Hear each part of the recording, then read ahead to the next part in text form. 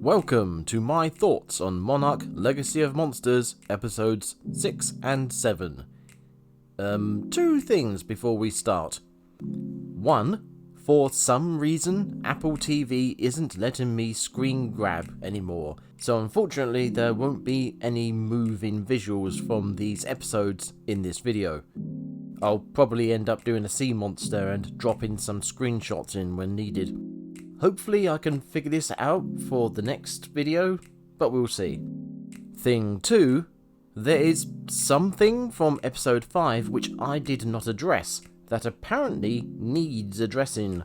Something so significant that it has stirred up the kaiju community into a hate versus love fight. I shall address the subject here and now, so that I can give it the attention and acknowledgement it deserves, as well as my unfiltered thoughts on it. Kate Randa is gay.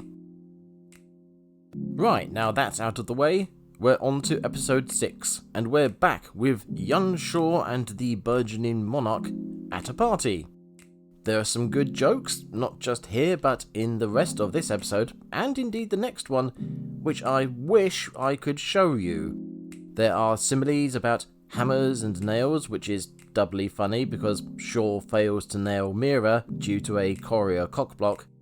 There are complaints about women's struggles, and there are some old-fashioned casual racisms. Mira. Japanese name, yeah? Hey, she's one of the good ones. There's also a line of dialogue that wonderfully sets up a later scene. Shaw talks to Mira about a possible future in this world with white picket fences and family barbecues with neighbours. Later we see the general we've seen several times before having exactly that, and Shaw is standing outside of it in his uniform. The general invites Shaw in, both literally and figuratively, and says this. In every military organization, there are generals and there are soldiers. I understand that, sir. You could have fooled me. Now you have a choice to make, and I trust you to make it. Understand that what you choose will affect choices I have to make. You make the wrong choice, and I will act accordingly. But you make the right one, and you get to run Monarch your way. Shaw ultimately chooses to stay the soldier, leaving him permanently outside the white picket fence he so dreamed of. This scene, along with the mum's house from episode 5, is inspiring storytelling. On one hand, well done show. On the other, where is this storytelling the rest of the time? Not that this means the rest of the series is terrible, right? Right? Wrong! The more the series goes on, the more I'm vindicated in believing Monarch Legacy of Monsters was written backwards. There's a couple of little phrases I liked in this episode too. What's she doing here? Well, Michelle's dancing on the side of the angels now. This might be a possible subtle nod to the biblical inspirations of King of the Monsters, which may be more relevant in the next episode. And we get Dr. Suzuki saying these lines almost back to back. My father used to say that is the reason they call it fishing, not catching. The latter phrase is almost one-to-one brought up in the next episode by Tim. Kinda hard to miss. Majestic, terrifying. More on Tim later. There's the line from Mira about the exponential growth of weapons, which happened in actual history, but is now tweaked for the Monsterverse. The most powerful weapon this country has ever created could not bring that thing down, so we can't keep that to ourselves. So we tell them, and then what? They build an even bigger weapon and try again. Okay. And if that doesn't work, an even bigger one. And if they can't find Godzilla, maybe then they'll find somebody else to use it on. What else did I like? This random close-up arse shot of Frenchie, I like that. Speaking of this scene, we get a meaningful connection between episodes 5 and 6. Let them fight. That's the best they could come up with. Monarch is wrong. My sister Sandra, she worked in Japan. Chanjiro. Some of us came to Monarch saying never again. I meant it. And there are more who feel like me waiting for someone to show us how. Episode 6 is definitely the turning point for our perspective on Shaw, as he goes from helpful old man to inspirational insurrectionist. We even get these two lines a few scenes apart to cement this change. All these roads lead to one place. You're the ones with the map. Could have taken it any time I wanted, but I haven't done that, have I? This is gonna lead us to him. That map belongs to us. Nah, this map stays with me. All of this makes me think he's starting the Titan terrorist group that will lead into King of the Monsters. If so, I think it's been well done by a few niggles, and it's 20 times better than the bloody Apex setup, which I'll get to. Speaking of, May is still being unhelpfully moany in this episode, except where it helps Frenchie. An informed character narrative continued from episode 5. That is, until things go tits up for her, and she tells Kate and Ken everything, leading to a lovely exchange between the two. I can get us wherever you want to go. Go to hell. From the start of episode 5 up to the end of episode 6, May's mystery story has been played out quite well, giving us enough to let us know why she's doing what she's doing, but keeping everything else close to the chest. Even her confession doesn't actually provide any useful information.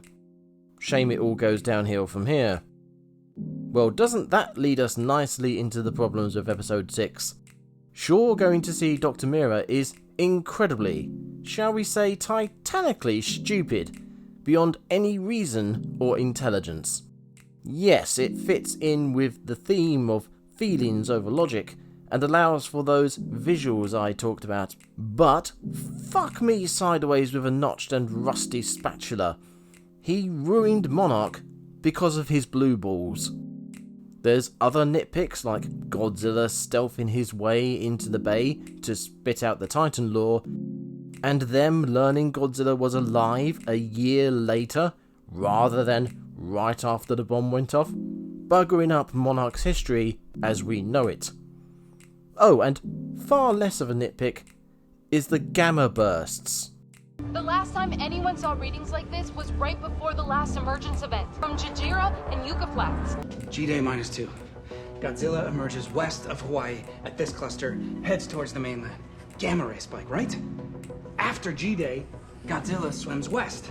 Another spike, but Hiroshi flew north to this cluster. Another gamma ray spike where we found Shaw, his kids, and that new Titan.